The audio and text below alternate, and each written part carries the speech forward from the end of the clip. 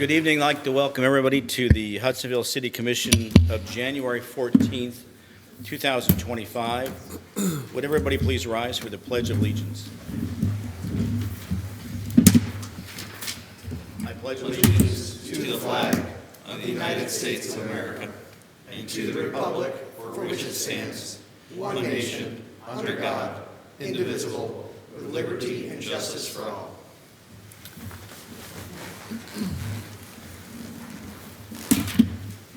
Would the clerk call the roll, please? To do this off memory because the computer's not working. Commissioner Bolhuis. Here. Branson. Here. DeVray. Here. Grote. Here. Camp. Here. Nitre. Here. Mayor Northrup. Here.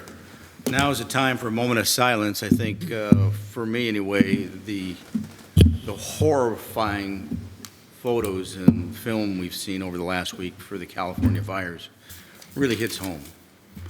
And it made me really realize how much we need to appreciate our emergency management system and our police officers and our fire department, because we rely on you in these moments when things don't work. And it's unfortunate what's happened in California, and I just pray that all those people find some grace in their lives from all this. So a moment of silence, please.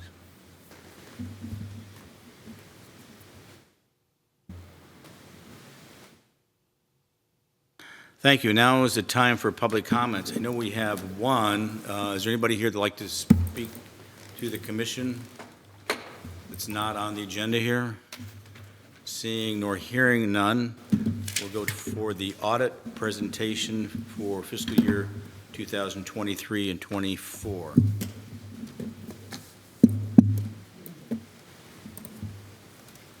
Good evening, everyone. My name is Ian. I was one of the auditors, worked through the city's audit.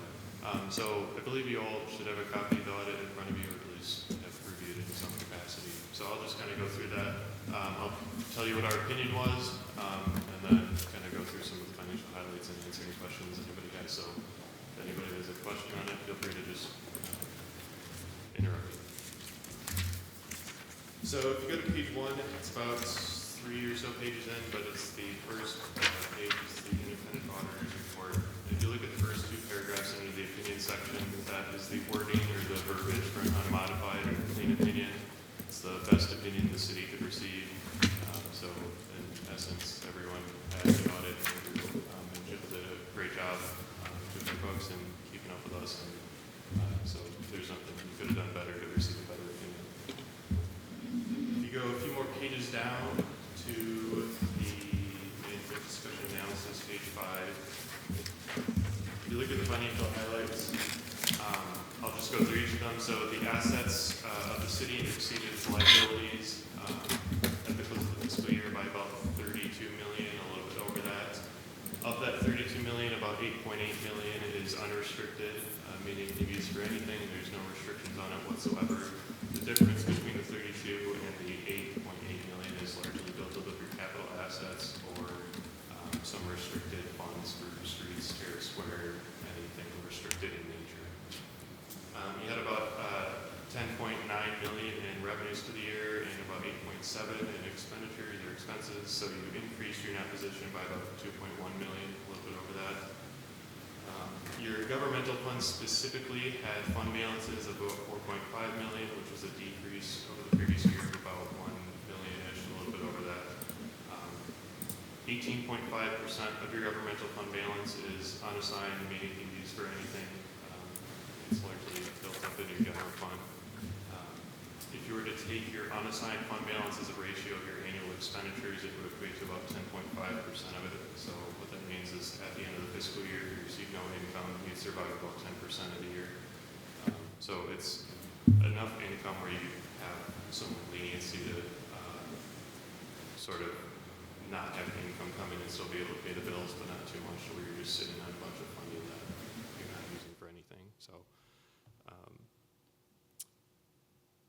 if you go down a few more pages to page 8, this is your statement of that position, which is your assets, your liabilities, and your equity, and the changes year over year.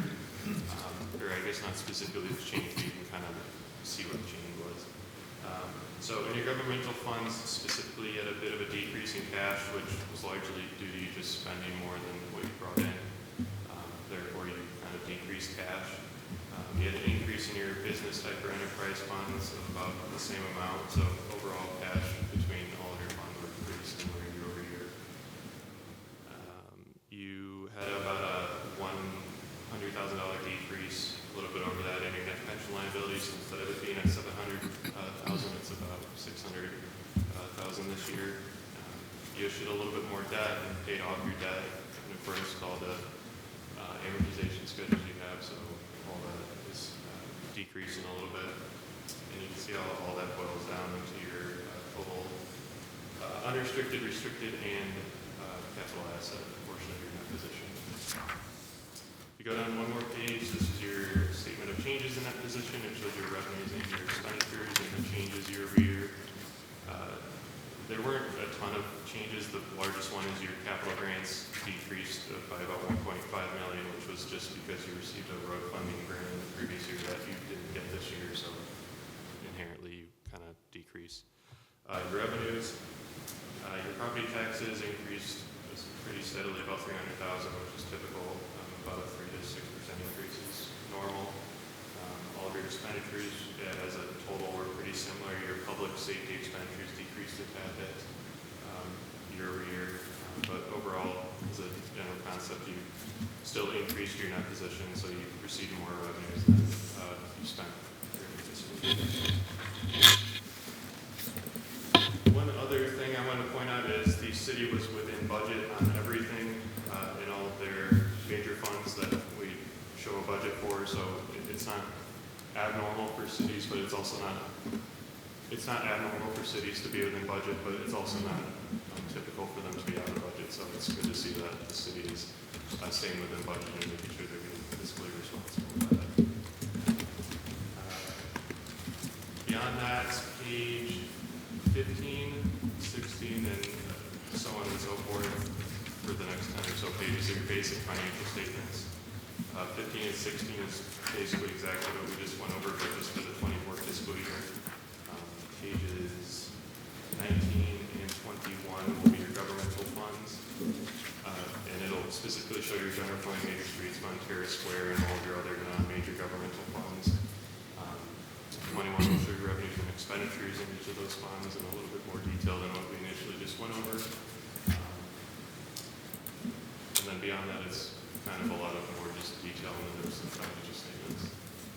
Were there any questions on anything? I have a question or comment. Back on page 5, when you go through the financial highlights, if somebody were to read that and stop there, they see our fund balance decreased by over $1 million.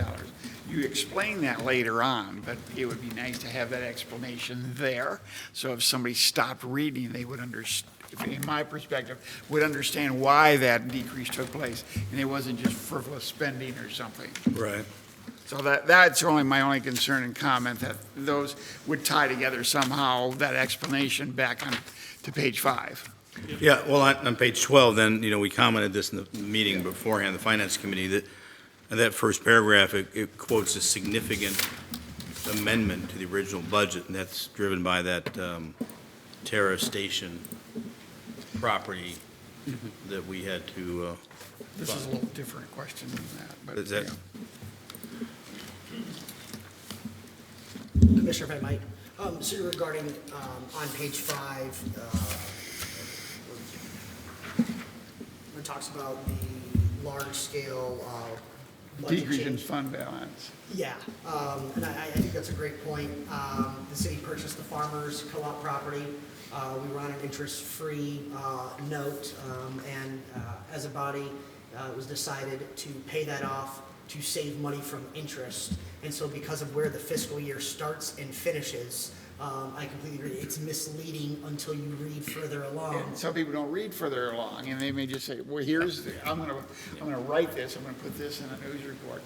Our fund balance, hey, look at, they're irresponsible, they blew $1 million, and that isn't the case. I made a note of that when I was reading the audit, like, oh, okay, this is misleading until I get on in the past. And I think that's something public facing that we can demonstrate, to the residents. But equally, we can comment that we paid the roughly 1.3 million and we received the roughly 1.3 million in September, Mr. Mayor?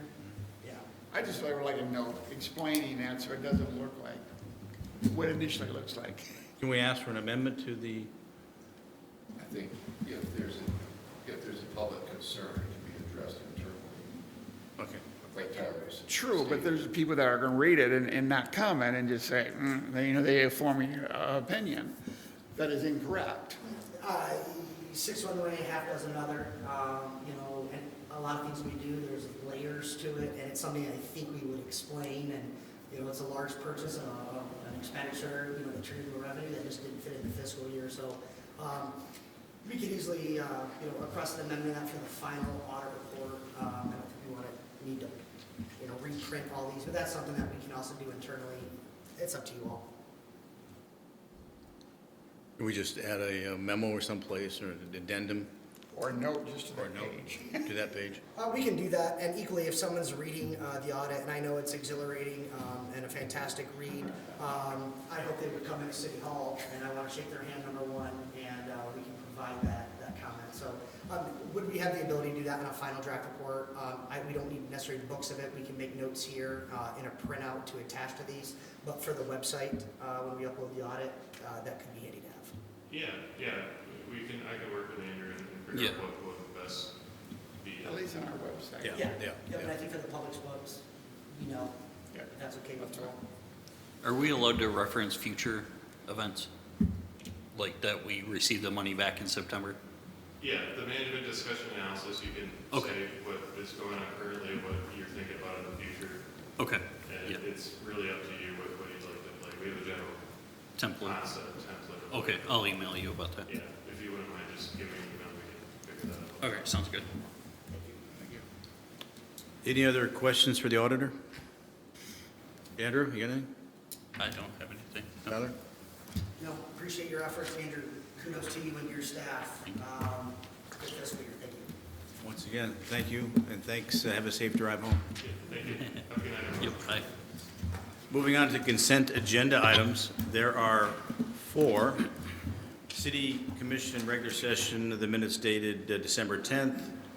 City Commission Planning Commission, DDA joint meeting with the planning dated December 18th. Planning Commission meeting December 18th. And the DDA of January 8th. If you haven't read the DDA minutes, there's a lot there that eventually will percolate up here at some point. So I would encourage, if you haven't reviewed the DDA's minutes, you might want to read those because everything there is eventually going to land up here eventually. So I think if you want to educate yourself and have some anticipation, it'd be useful to review those. Are there any changes to the minutes? Hearing none, all those in favor say aye. Aye. All those opposed say no. The consent agenda items carry. Moving on to new business public safety. First up is the Fire Department, Public Safety. Good evening. Report for December. We closed out the year with 52 calls for service in the month of December, and that brought our annual total to 730 calls. That was our busiest year to date of ever. So many years ago, we used to run 400, 450, and then scaled back a little bit because we weren't running as many to the Laurels, and now it's just ramped right back up again. So we're at 730. As an interesting side note, when I started my first year, we ran 36 calls. So we didn't run medicals then, but from 3 calls a month to now we're about 2 a day. So big difference. Another thing to mention in there is you see under the personnel, we hired a new cadet. Jacob Thompson has joined the department. He has already been enrolled in the Ottawa County Fire Academy that started on January 7th. And he's been responding to a few calls already, so he's off and running. So that brings us to to Cadet Shaner and Pratt. Both completed their medical training. They completed that end of December, and they both passed the national registry for that. So they are certified first responders, and they are as well enrolled in the Otter County Fire Academy training. That will wrap up sometime in May, early June. And so we have an expectation of 2 of them being promoted to firefighter at that time. And then under the other things there, I did apply for a FEMA grant. It's on the grant spreadsheet, but that opportunity came up at the end of the year. So we applied for a grant to assist with purchasing new turnout gear, which is coat, pants, helmet, boots, gloves, 16 sets for the firefighters. We've been putting money in the budget systematically for 1 year, getting a little help from a DNR grant to buy an additional one occasionally, but this would be a wholesale exchange, everything new. So give that a chance. We should find out maybe by Q3 of this year. So each one of your people have their own turnout gear? They all have their own. So NFPA standard is that it's not older than 10 years. And right now, because of the purchasing, I think we have 3 that are in compliance and the other 13 are not. That doesn't mean it doesn't work and it's not safe. It just means it's getting to the end of its life. So we've been rotationally trying to change it out, do the worst ones first. And this would give us an opportunity now to change everybody's health and be done with it. What does one turnout gear cost? Here, so probably about $5,000 for 1 set. Yep. Any questions?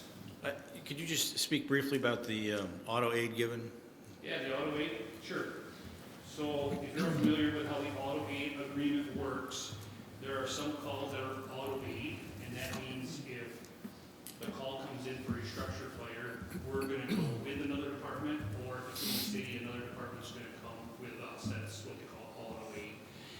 Throughout the year, there were 13 times that we went on an auto aid call, either to Georgetown or Jamestown, typically. And then the times that they came in to assist us was 12. So that's pretty even, where we had them come in 12 times and we went out there 13 times. And then mutual aid is very similar, other than they're not on the initial dispatch. So we get to an incident, realize it's getting bigger, or we need additional help, so we call for more help. And that can be Jamestown, Georgetown, spread out, Blendon, Zeeland Township, whoever we need help from, we'll call resources in. Or vice versa, we may go out to stand by if Amden's got a big fire, we may move up to Blendon area or something like that. That has happened in the past. So we went out to help neighboring departments, or even Granville, we went out to the Granville fire, if you recall that. We did that 8 times in the course of the year, and 7 times other departments came in.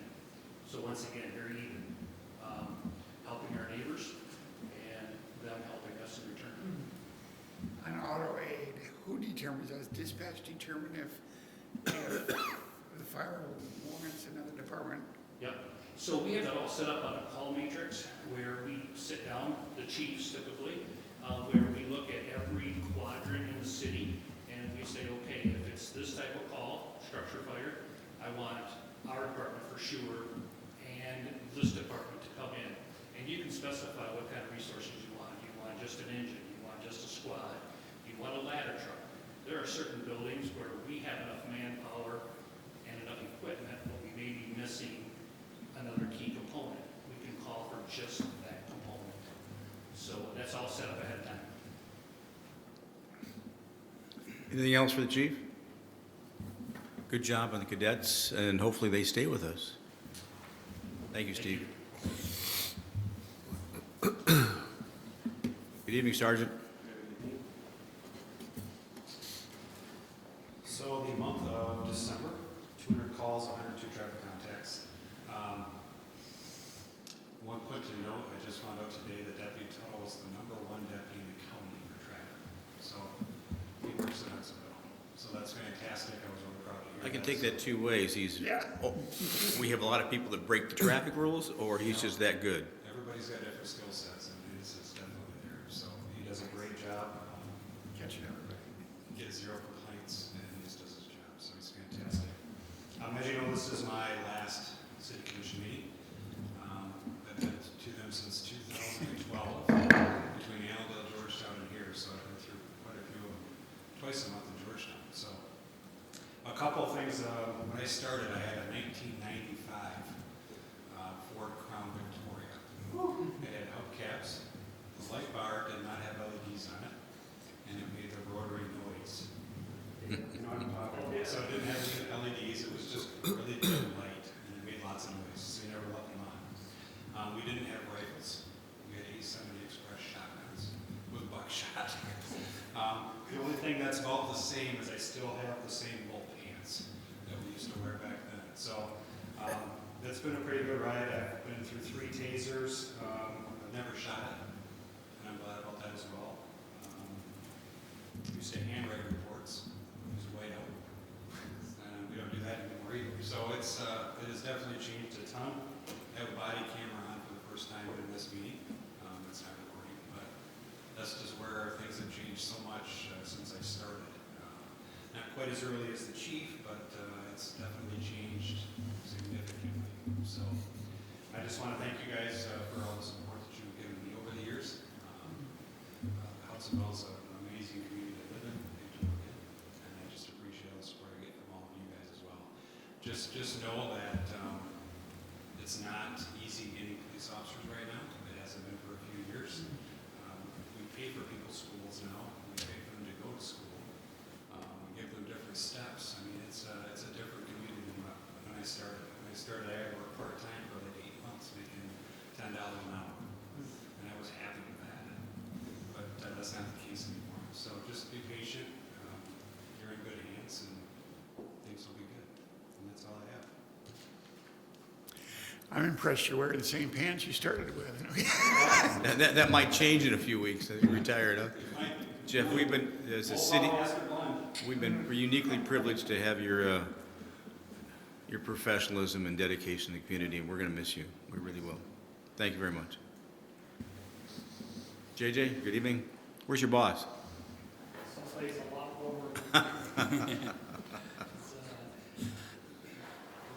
think most of you know Dave heads down to Florida for the month of January. It's his job, allows him to work remotely, and we've got him covered here in the city, so we let him, he and Patty will do that. So they're down there, and like I said, we feel a lot warmer than we are.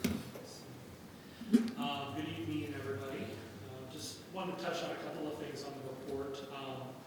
The WinLink setup, just in case you looked at that and said, what in the world is WinLink? WinLink is, down in the EOC, we have amateur radio set up. We're connected to the amateur radio network throughout the county, and from there we can communicate just about anywhere in the world. WinLink uses the amateur radio frequencies to transmit data. So if everything goes crazy and the internet goes down and the cell services go down, we now have the capability, we've restored the capability and upgraded the capability to be able to send emails, forms, other data messages over the radio waves. And that's what WinLink does. So we had to get some equipment changed out that had become obsolete over the years. Update some software, and we've tasked a couple of our members, Jake and Joe, to do care and feeding of that, train everybody. So we went through some training during our last department meeting, and if needed, we can do that. We can also set ourselves up as a hub for communications. So if needed, other amateur radio WinLink users can send messages through our station, and we can bounce them out to the WinLink server, which then distributes them out through the traditional internet. But it gets it free and clear of the local area that might be affected by an internet outage or some kind of communication outage. So it's an important tool to have. We hope we never have to use it, but if we need to, we do. You mentioned the fires out in Los Angeles. they had periods of time where they didn't have internet connectivity, they didn't have traditional cellular communication. And so amateur radio communication was doing the job. And some of the major hurricanes that they had during the late part of the season, same thing. Amateur radio and tools like Winland were handling the communications there until the infrastructure was restored. So, and then just another note on department staffing, we did have a new member come on board, Sarah Takins. She officially joined the department beginning of this month. She comes to us with a lot of experience. She's been involved in county emergency management volunteer teams for several years. Most of us on the department have worked with her in some way, shape, or form, different events and things. So we're very familiar. She's a good fit and a good member of the team. So, like I said, she joined us officially at the beginning of the month and kind of quiet right now. So she'll start joining us on events and activities once they start. Do you have any other questions? I appreciate you outlining that you're staff for 12 and you have 12. And I like to see that, as you well know, because I know how hard it is to find talent and keep them. But that's a credit to your leadership and your team, so thank you. Any questions from the commission for JJ? I have one quick question. How secure is Wind Lake when you're using it? So all we're doing is transmitting the packets up to a WinLink server, which has the traditional email security, data security that you would in any system, any Microsoft system. I don't know the specifics about encryption and other things like that. We can certainly get that for you. But Just curious. the data is broken up into packets, and then those packets are transmitted. Theoretically, the only people who can listen in on that information are ones that are licensed amateur radio operators and are authorized to use the WinLink software. But on the flip side of that, it is an open public communication method. So we are cautioned in our training to not send not send sensitive information. So you don't send information, say for example, that might be HIPAA protected or other things like that. So that's why a lot of WinLink communications tend to use standardized forms that request very specific things. So incident information and things like that. There's forms that you fill out so you follow that protocol. But otherwise, it is a public platform. So it's from that standpoint. But very reliable. Thank you. Just like regular radio communication, just have to be careful about what we transmit. Anything else? Thanks, JJ. Have a good evening. Stay warm. Thanks. Moving on to finance, city treasurer's report. You're up, Andrew. Okay, as we discussed, we're about halfway through, or just over halfway through the fiscal year. And at the end of December, we were 49.45% expended, so right on track with our budget there. Let's see. Also in the meeting earlier, the finance meeting, I discussed we're about 99% property tax collected already, so everybody's paid their taxes to the city at least, so that's good. Nothing else on there. Let's see if there, last month we made $41,867 in interest. Even with the lower interest rates this year, we're still trending slightly higher than last year.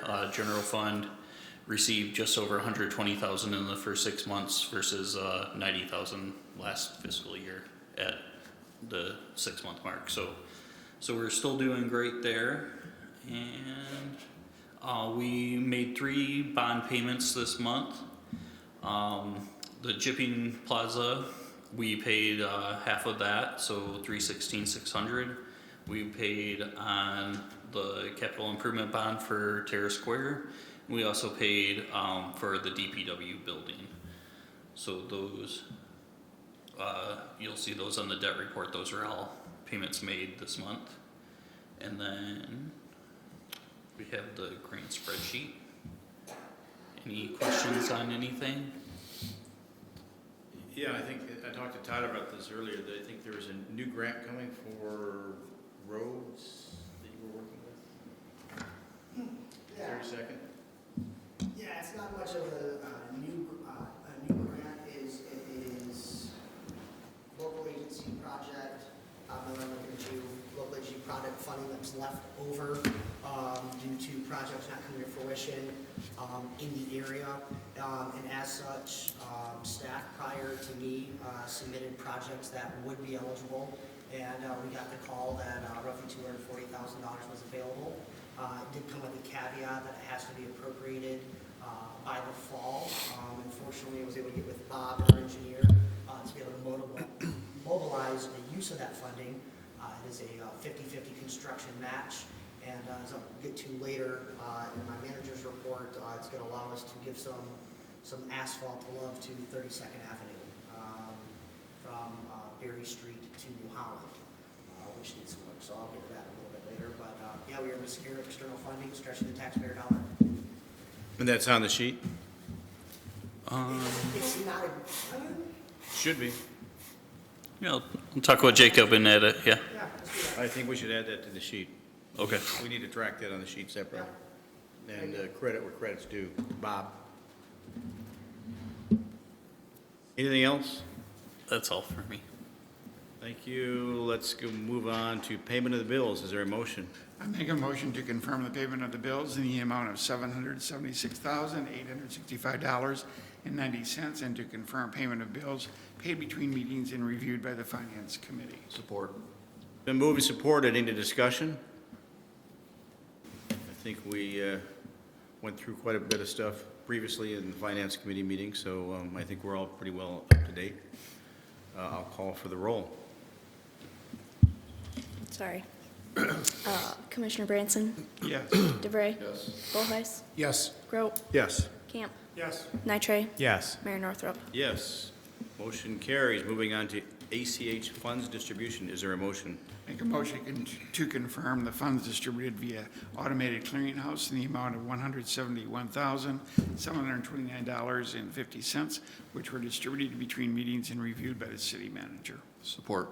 Been moved and supported. In discussion? Hearing none. Roll call, please. Commissioner Branson, Yes. DeVray, Yes. Bullheis, Yes. Grote, Yes. Camp, Yes. Nitre, Yes. Mayor Northrop. Yes.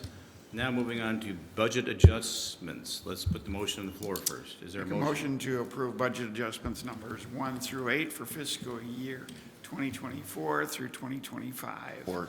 It's been moved and supported. Andrew, you want to give us a quick update on this one? Yeah, so we under budgeted interest on purpose, just so we would have a little flex room for that. So we're just adding that back in the 80,000. Miscellaneous revenue for 50,000. We sold Terrace Square for 1.4 million. We had it, or Terrace Station, my bad. Yes, Terrace Station for 1.4 million. We had it on the books at 1.35 million, so we netted an extra 50,000 for that. So that was the miscellaneous revenue there. So we're just accounting for both of those coming in. Going out, we are upgrading our MFA, multi-factor authentication, for cybersecurity, just so we don't have anybody hacking into our emails.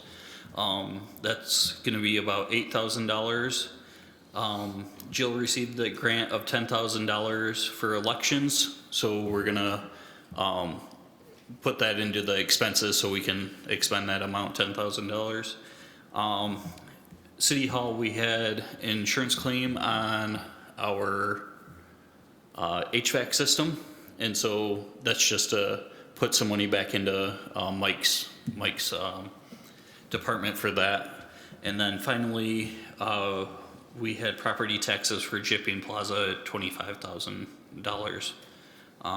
That's because it's not currently being used for a public purpose, so, and since we're renting it out, we have to pay property taxes on it. So that's the general fund. Equipment fund, again, a little bit in interest, 12,000, and then we have additional equipment repairs. We budgeted 60,000. We're proposing an addition of 30,000 for now, and you'll hear more about those repairs in a little bit. But those are the budget amendments for now. Any discussion, questions? Thank you for the update, Andrew. I'll call for a roll. Commissioner Branson, Yes. DeVray, Yes. Bullheis, Yes. Grote, Yes. Camp, Yes. Nitre, Yes. Mayor Northrop. Yes, motion carries. Now moving on to administration, the Wyoming water system. Oh, you missed one. What did I miss here? Got our financial report. Number 12. Financial audit report, I'm looking at the wrong one, okay. Is there a motion to accept the financial audit report? A motion to accept the audit report for fiscal year 2023 through 2024 as presented by Cambridge and Company. Support. So moved and supported. I guess there's some discussion here about putting some kind of a memo or amendment to add to that. Do we need to put that as part of the motion or not? No, we can work on that from an administrative sense, Andrew, work on the language. Yeah, that's the manage, it was in the management section, so we're allowed to correct that, so that'll be fine. Any other discussion? Hearing none, roll call, please. Commissioner Branson, Yes. DeVray, Yes. Bullheis, Yes. Grote, Yes. Camp, Yes. Nitre, Yes. Mayor Northrop. Yes, motion carries. Moving on to administration, item 13, Wyoming Water System, 2024 Water System Improvement Bond Issue. Let's get the motion on the floor, please. Make a motion to approve resolution number 25-1805, approving and authorizing the 2024 water supply system improvements agreement with the County of Ottawa. Support. The move is supported. I'm going to turn this over to you, Tyler. Thank you, Mr. Mayor.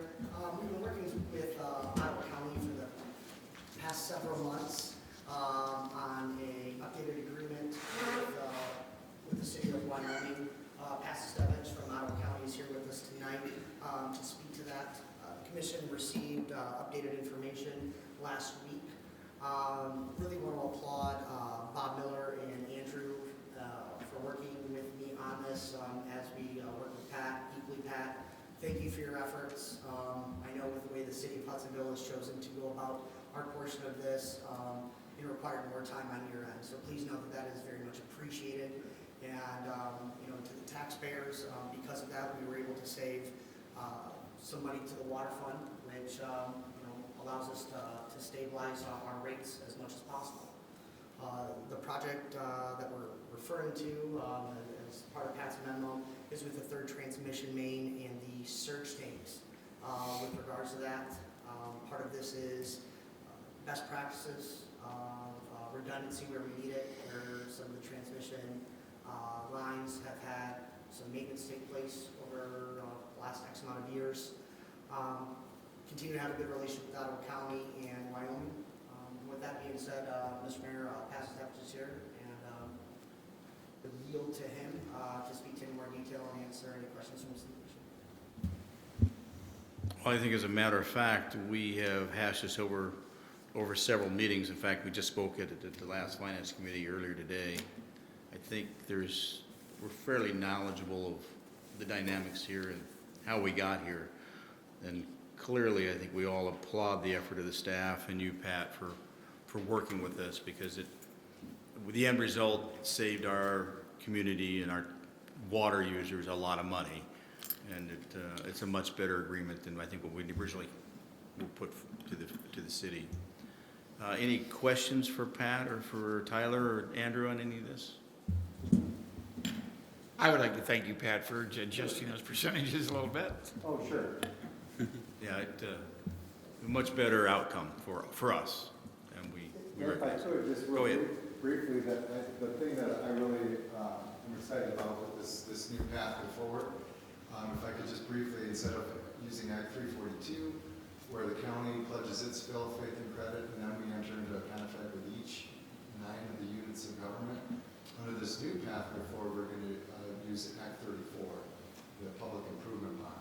And so it's slightly different where the county does its full faith and credit, but instead of asking each local unit to pledge their full faith and credit, this contract that's before you is really going to be that pledge of credit for the local units. So the rates and charges need to be very strong, and we had a few areas where we could have a little more clarity, and that's what we did with this contract. So it not only sets us up for the third transmission main that we've been working on for quite some time, but it also sets us up for future projects. So I'm happy that we were able to work through a solution with the city of Hudsonville, and I believe it is going to be a better way forward for everybody. So I appreciate your support. But we realize it's a lot more complex now too, so there's a lot more work on everybody's part, but the end result would save the taxpayers a lot of money. Most definitely. Thank you. Any questions for Pat? Appreciate you coming in tonight. Thank you. Hearing none, I'll call for the roll. Commissioner Grote, Yes. Camp, Yes. Bullheis, Yes. Branson, Yes. DeVray, Yes. Nitre, Yes. Mayor Northrop. Yes, motion carries.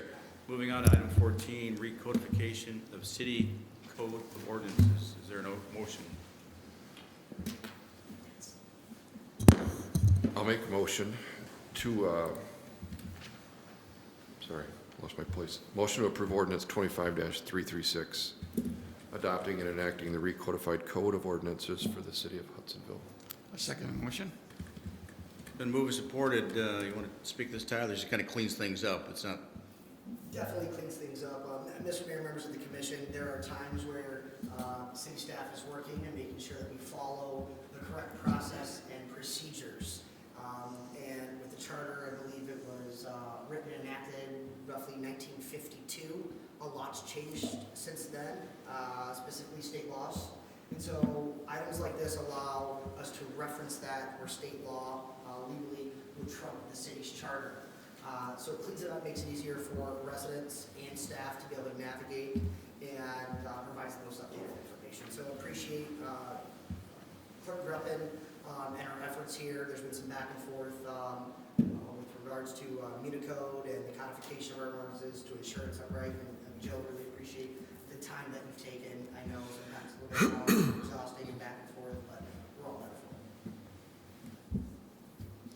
it. any questions or discussion?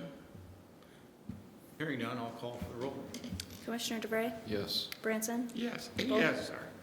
Bullheis, Yes. Grote, Yes. Camp, Yes. Nitre, Yes. Mayor Northrop. Yes, motion carries. Thank you, Jill. Good work on you and behalf of all the staff. Moving on to Department of Public Works, item 15, the fire truck 1372 emergency repairs. Is there a motion? Motion to approve integrity truck and equipment to repair fire truck number 1372 per attached repair order number 1699 for an amount not to exceed $25,000. It's been moved and supported. I'm looking at the I'll second the motion. I was going to say, who supported that? I'm looking at you, Mark.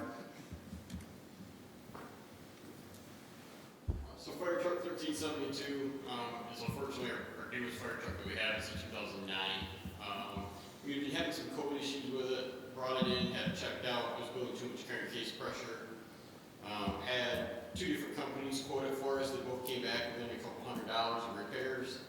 I mean, it's in the memo what it says. Basically, the head was damaged. So the Cummins knew about it from the beginning, but no warranty in there at all. Got the prices to repair the truck. When they took the head off, they did find some more damage, so I approved that to go ahead and get repaired as well. So I'm ready to move forward with that. So the repairs have already been made and the truck's good. Yeah, so Steve joked with me earlier, said, I know I haven't seen my truck, but he knows where his truck's sitting, and it's actually sitting at DPW right now and ready to go. I'm currently setting it up for shop air, so our truck's got full-time active air on, so I'm putting that on the truck right now. And I'll have it back hopefully tomorrow. That's my plan. Steve, you're happy? We'll be. No, we're good. Any other discussion? Appreciate your thoroughness there and keeping that truck up and running. It's a credit to everybody.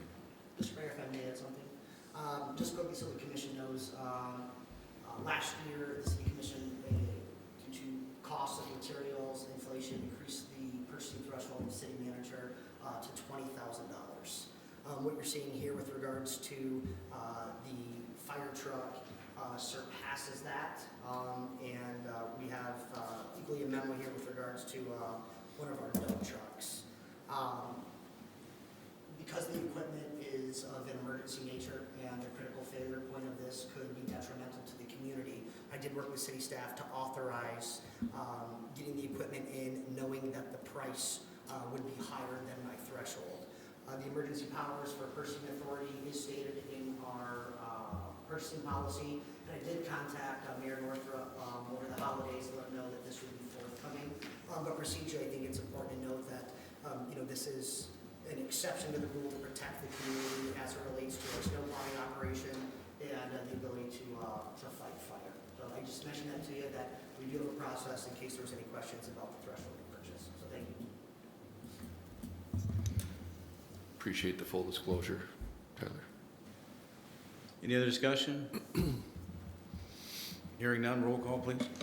Commissioner Grote, Yes. Branson, Yes. Bullheis, Yes. DeVray, Yes. Camp, Yes. Nitre, Yes. Mayor Northrup. Yes. Very well, thank you. Motion carries. Moving on to item 16, Elm Avenue Lift Station Pump Replacement. Is there a motion? Motion to approve the purchase of two Flight, is that how it's pronounced?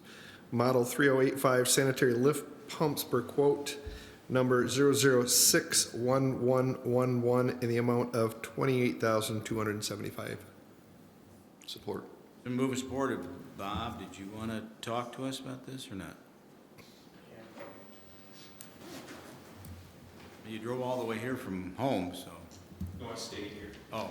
Roads aren't bad. Hopefully a quick, easy one. These are two pumps. They're about 20 years old pieces, you can see in there. We haven't had any problems to date with them, but they failed about 5 weeks apart. We can't really put our finger on why. I don't know if there was maybe a power surge at the station that weakened them, or the first one failed. And when you put double duty on the second pump, on the backup pump, it may have caused premature failure too. But in any case, price to rebuild versus price to replace new value seem to be in the new pumps with warranty and longer expected life. But see, they're about $28,000 for two of them. So we have a loaner pump in the well right now and a diesel pump on backup if we need it. And I do believe you drive by that site every day, you would be the first to back up. We don't do this. So when will the pumps get here? Tomorrow. So we approve them, they'll be here tomorrow? Yeah. So you assume we were going to approve them? Similar circumstances, I'll allow my city manager to elaborate. Mr. Mayor, what I said previously, there's a fire truck, unfortunately applies here too. This is not the kind of maintenance that we want to spend money on, but everything I said before, fire truck, pumps. And you did call me on this one too. In that neighborhood in particular, we don't want that. Yeah, it's our neighborhood. I don't know, we should have. And just to be clear, we would have done this at any neighborhood in the city, regardless of who lives in there, period. There was no special treatment here. Again, critical failure in any resident, to any resident within the city limits. So if this situation were happening again anywhere, it was unique, two pumps here. We have a diesel pump on standby. At the time of this, that pump was being used somewhere else. So Bob and I have talked about those pumps, lift stations, and maintenance. It's on the CIP. We met with the engineer yesterday. We urged him to get the engineering done sooner than later. We have backups in place, but we're using those backups. It makes you feel a certain way where you have to scramble if something were to happen. So I appreciate Bob's leadership here and working with me to get this done where we get these installed as soon as possible. And I did not want an outhouse. Very much. Any other discussion? I'm curious, Bob, in similar size stations throughout the city, do we have other similar pumps such that it might make sense to carry a new one on the shelf? That concept is in motion right now. I can tell you with this station for the first time, we're requesting back the old pumps. So tomorrow when they deliver the new ones, they're also bringing us back our old ones. Going to allow us maybe to shop around the option to rebuild a little bit to keep a spare one on the shelf. But unfortunately, to answer straightforward the first part of the question is no, we don't have a lot of similarity out there in the system. Just kind of the way things were designed and built over the years. I think every time they thought the lift station being built was going to be the last one, it wouldn't be an issue. But any opportunity that we have to kind of standardize equipment out there right now, we're trying to move down that road with our rehabs that'll be here over the next decade. It's good to have redundancy. Yes. Any other discussion? Thank you, Jeremy. Roll call, please. Commissioner Grote, Yes. DeVray. Yes. Volheis. Yes. Branson. Yes. Camp. Yes. Nitre. Yes. Mayor Northrop. Yes, motion carries. Get the pumps. Moving on to the city manager's report. Tyler, you're up. Thank you, Mr. Mayor. I'll do my best to make this short and sweet. Bob and I met with Don DeVries, Fleece and Granbury. Just for a reminder, Bob and I meet with the city engineer formally once a month to go over a slew of topics, considerations, past, current, and present. At this particular meeting, we discussed future CIP projects that we want to put on the radar and start slowly moving to, as well as existing projects. And, and again, so a quick recap of that meeting, and I will shoot my notes out to the commission in email. They might be broken in some areas, or notes I type in the meeting. If there's any questions, I encourage you all to respond accordingly, and we'll make sure we get your question answered. As we mentioned before, the city secured $238,000 in local agency project money, project funding. Normally, this funding would be directed directly from the GVMC as part of their allotment schedule.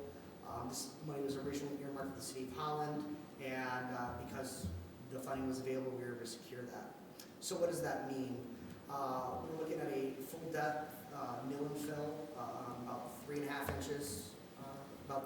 inches, with a construction cost of roughly $425,000. With engineering and everything included, we're looking at roughly $500,000, $502,000. We're looking at 2 to 3 weeks of construction to be completed by August 15th to avoid school traffic. I guess teachers will be reporting, but at least prior to the students come. The design is roughly 80% done. The inspection meeting with MDOT took place last week.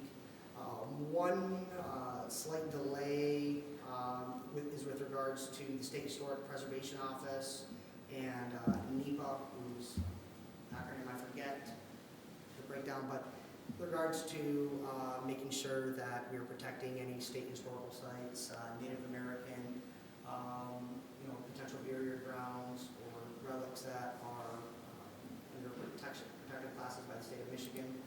It's a road, we're not increasing the footprint of the road, but because we are replacing certain sidewalk areas, MDOT is making us go through this process. It's pretty simple, but there's a backlog with regards to those.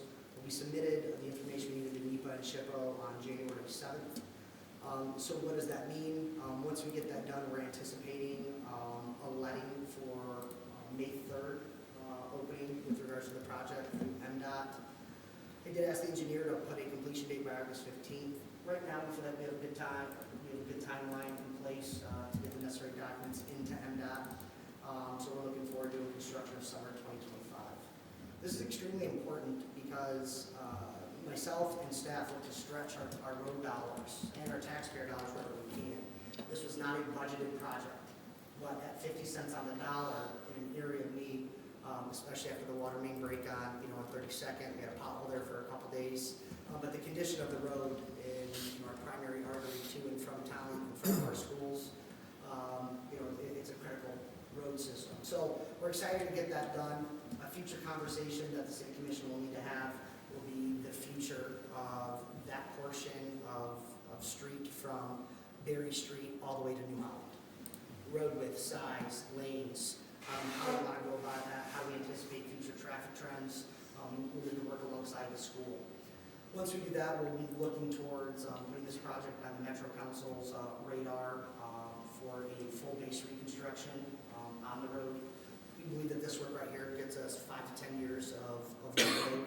So at 50 cents on the dollar, roughly $250,000 to the city, it's the best bang of a buck in terms of road funding that we can have. So I appreciate Bob, Don, and Dan Strickwerda, Don DeVries for working with me to move this in haste because we didn't have much time. The funds need to be spent, I believe, by October 1st. The rest of these will be much quicker. The City Commission, I'm hoping, will have on their agenda an opportunity to approve a conveyance of property with regards to the Berry Street project. I'll have more information coming, but look for that on your February agenda. We've asked Don DeVries to have the Highland Lift Station engineering done by April 1st. Once you get that, we'll have some estimates. This is part of the CIP, and we'll budget accordingly. The Corporate Grove Drive and Corporate Exchange is projected to be completed next summer. Design engineering is roughly 40% complete. The program application with MDOT has been submitted. We're looking for a letting period, which will not go through the Michigan Department of Transportation on March 31st. So we'll have some updates with regards to that 80-20 match that the city was awarded in October of this year. 40th Ave from Grant to Chicago Drive, it's a pretty gnarly portion of street. We did have a section of street on 40th Ave from Grant to Van Buren, completed, thanks Bob, roughly a year and a half ago. This will finish that second portion.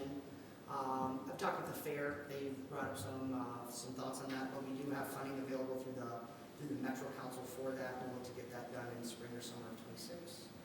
Highland Drive construction, we're looking at construction spring or summer of 2026, as stated in the CIP. It's an 80-20 funding match from the Grand Valley Metro Council.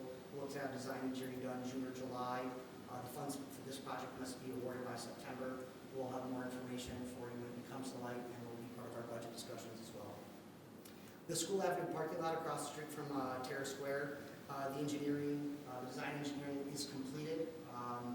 We are putting light fixtures there, and we're saving a little bit of money there with a different product than the one we use on Harvey Street. However, these light fixtures will match what Boston Development is putting in as part of Terrace Station, and so we'll keep a similar design with that regard, with that portion of downtown.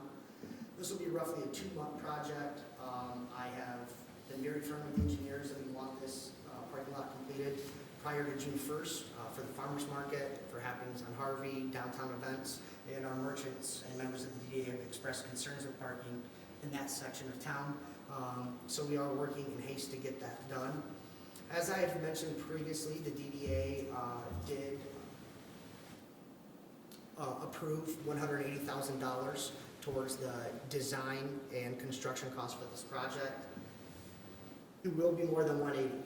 So I will be coming back to the City Commission. I talked with Finance Director Andrew Smith in regards to funding. We did mention this in the budget meetings last year. The amount of money that I'm going to be coming and requesting from the City Commission is to be determined, but the DDA is footing a large size of this bill. One thing that I mentioned to the DDA last week is that the city needs to look at parking lots as more than just a place to park cars. They're activation areas. They need to be safe. ADA accessibility, EV charging stations are all very important. So I'll have some information coming to you, but right now it's an aggressive timeline, but a very attainable timeline. I have some other items on here. I'll shoot those in email. I won't say they're lower priority, but they're projects that we're already working on in the future. If there's any questions, I encourage the City Commission to reach out appropriately.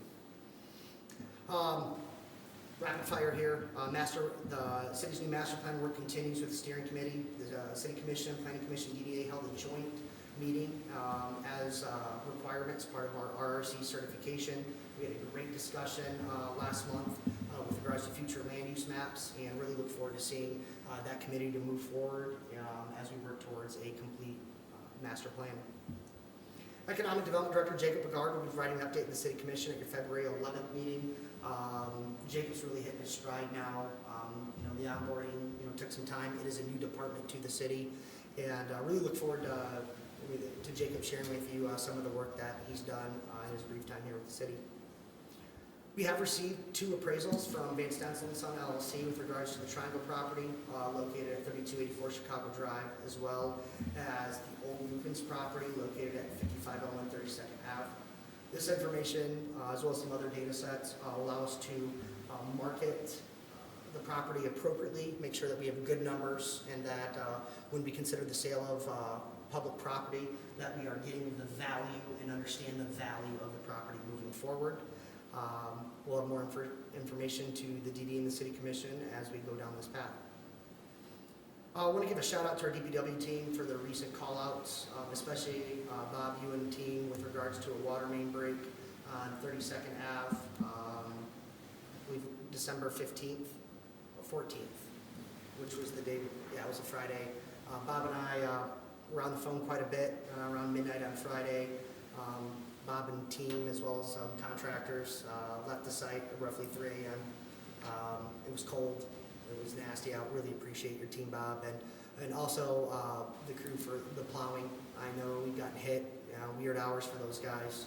They're the unsung heroes of the city, so really appreciate it. I'm going to wrap up here. Want to give a shout out to Jeff Stagnia and just say that, Jeff, I've only been able to work with you for roughly 2 years, but it's been a great ride. You will be missed, and greatly appreciate your service to the community long before my time.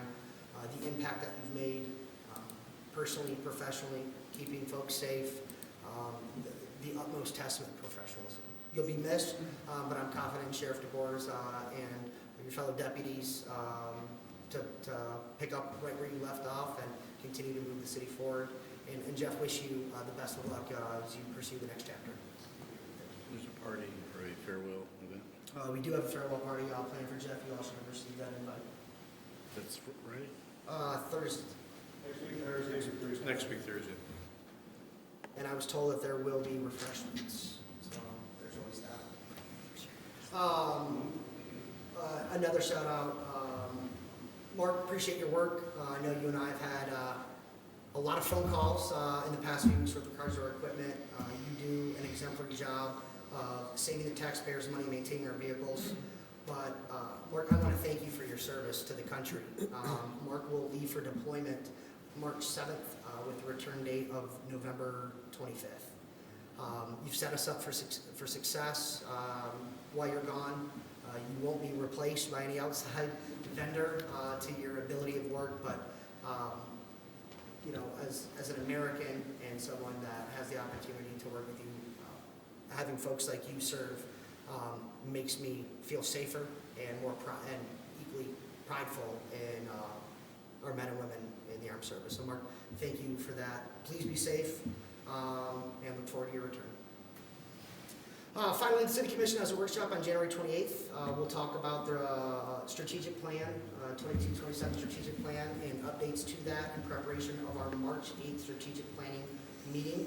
We'll host that meeting at 6 p.m. Just a lighthearted discussion, but going into the March 8th, we want to make sure that we're on the same page as we look to refresh our strategic plan. City Hall will be closed Monday, January 20th, in observance of Martin Luther King Jr. Day.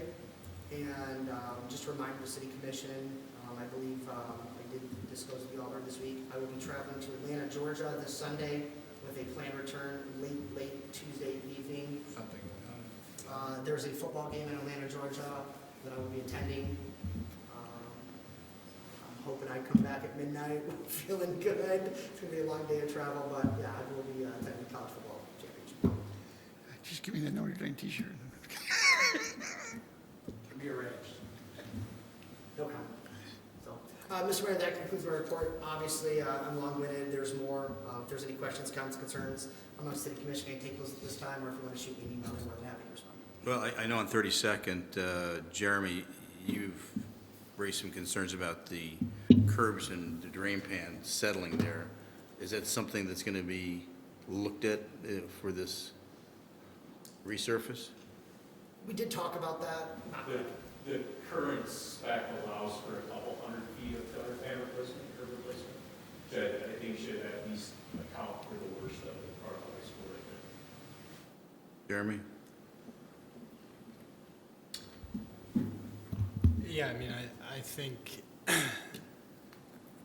that needs to be part of a bigger discussion of a holistic asset management approach for that corridor.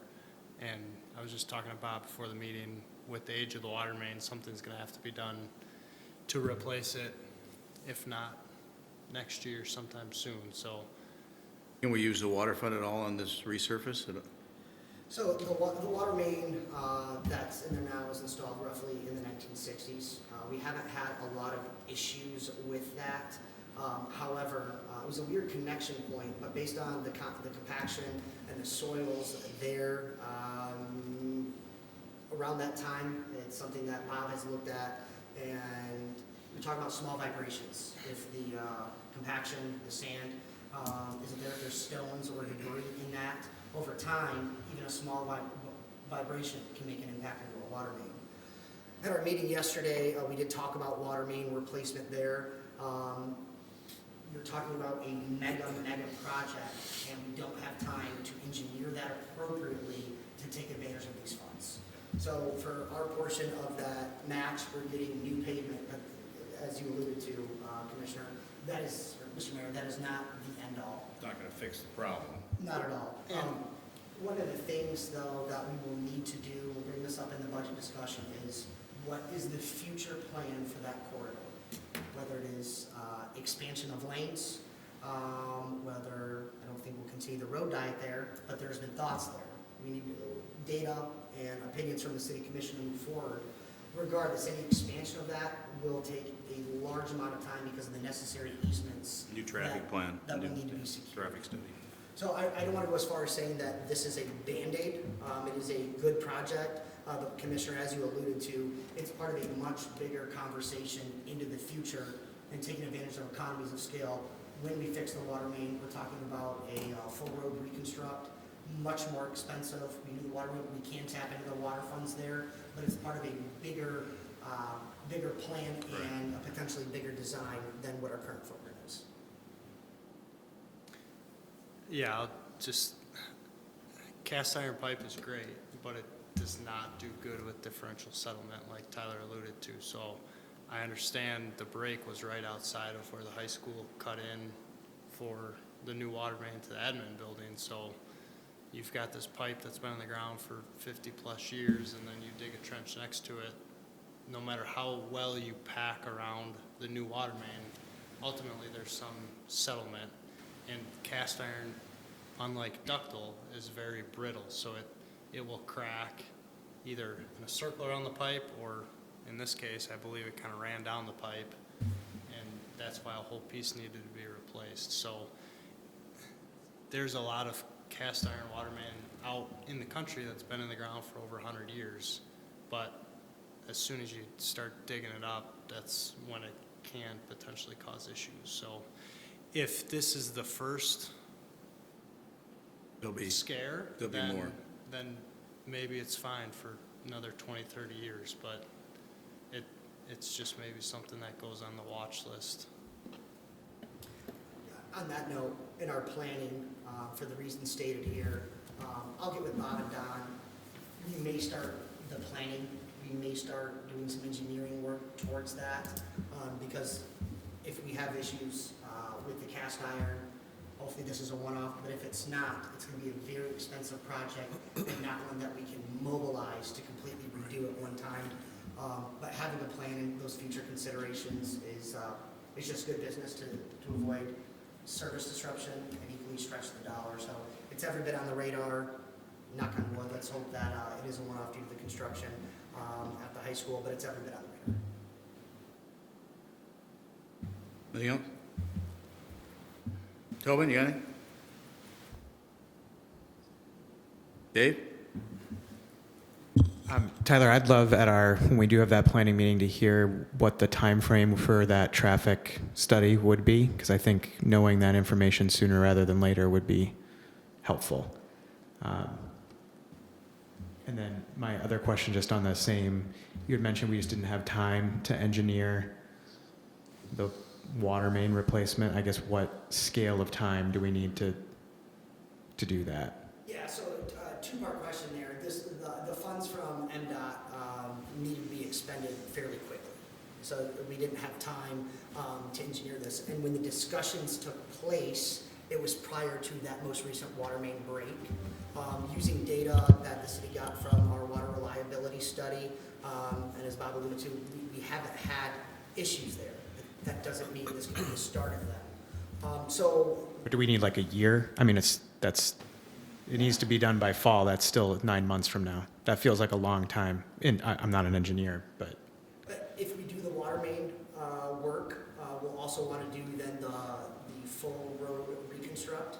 But if we do that, we are investing, and I want to be careful here, well over, I think we're talking millions of dollars at that point. And if the city commission has any thoughts on potentially expanding the width of that portion of 32nd, that would be the time to do it. So part of it is the discussion of what we want the future of that to be like, the water main, and then the full depth reconstruct. To do one and not do it at the same time is the opposite of economies of scale. But if we could tell you we didn't want to expand that road, then would we have the time width to do that?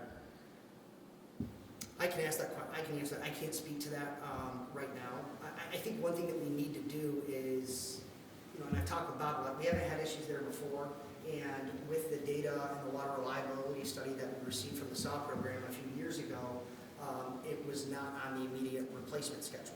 But, as Commissioner Camp just alluded to, when you start disrupting the cast iron, you create other issues. Right now, it's a one-time issue.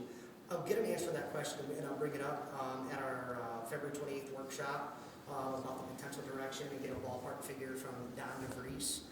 But with the size and the scope of this project, it is very, very expensive. And so part of it is, what is the priority of the other project of the CIP? What is the critical failure point here? And so it's just a much further discussion, but one that I will begin having. We've had in part, but I'll let you bring me more information. I just don't have enough, to be full disclosure, I just don't have enough information right now. Yeah, I can appreciate that.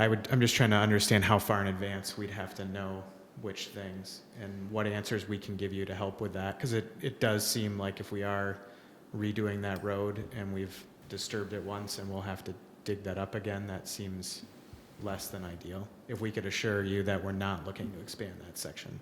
Yeah, that's a component. We're going to want to take a deep dive into the condition of the main from any video imaging that Bob, do we have any video of water main? No, okay, I'm sorry. I'll come back with more information. Cool. We need a condition assessment of the water main. Could we replace it? Sure. Do we need to replace it is the other question. Again, this is just a one-off, but I think we can answer the question about the future road pattern. I'll dive down with Bob, looking at the SAW data with regards to what we believe to be the condition of the pipe down there, and bring you more information with some light budget figures. And I'll get with the engineer on potential timelines, and I'll report back, and we'll have a discussion.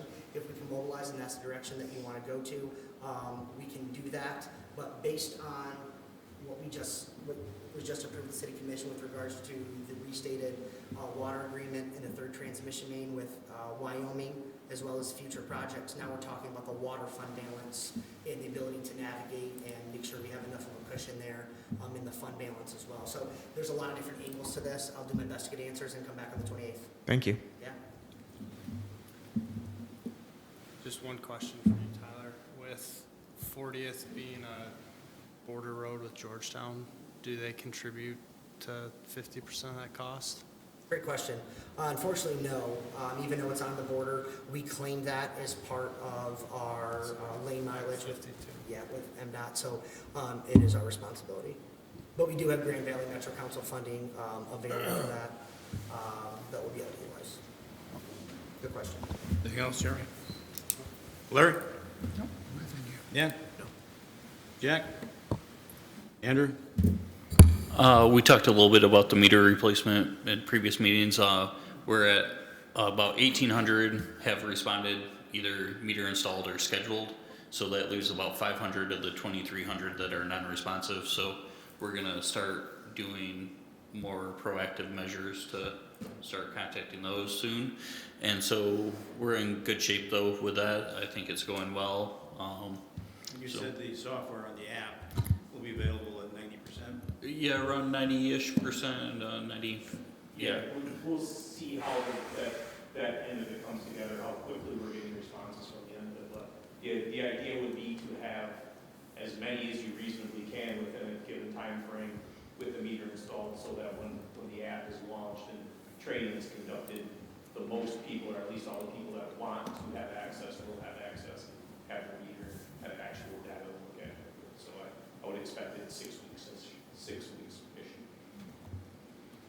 Yeah, so that's been a good project. Kate's been doing a ton of work with that. She's been doing an amazing job with that. Then I also just wanted to thank Ashley for her help with the audit. She pulls a lot of weight with that too, so she, compiles a lot of data and different things for me for that. So just thanks to Ashley. Jill, you said you might have another election in May? Nothing is certain, Okay. just lots of questions being asked. It's possible. Yes. And you just got a grant? No. Did you get a grant recently? I mean, when was that? Oh, Yeah, like a while September. back, okay. Yeah. We just allocated. There is the possibility that there's a state/federal one, so. The only thing I have to add is I have been volunteered to be the commanding officer of the Sea Cadets troop that will be meeting in City Hall. Our first meeting is February 1st. I'll be coming to the commission in February with some kind of just a memorandum of understanding. We're not the chartering agency. That would be the Navy Militia for Michigan, the Commanders Club that I meet with, and I'm also a member. But we have 8 cadets already, and maybe even a 9th. Andrew's daughter is possibly interested. She is, yes. And we hope Andrew is a member of the Sea Cadets with me, so I can use some of his support. But we will be using the one storage room downstairs, and we will be meeting downstairs. I do have keys that have been made for the leadership, and I think it's going to be a really kind of a fun experience for the city. We'll be working also with the public schools to a certain extent on it. But so the first is the 1st of February is a Saturday. There'll be kind of an open house and kind of a meet and greet if anybody want to attend. But I think I sent you the flyers, Jill. So maybe you could I'll send the flyers out. Anything else before the commission? Are we adjourned? We are adjourned. Thank you.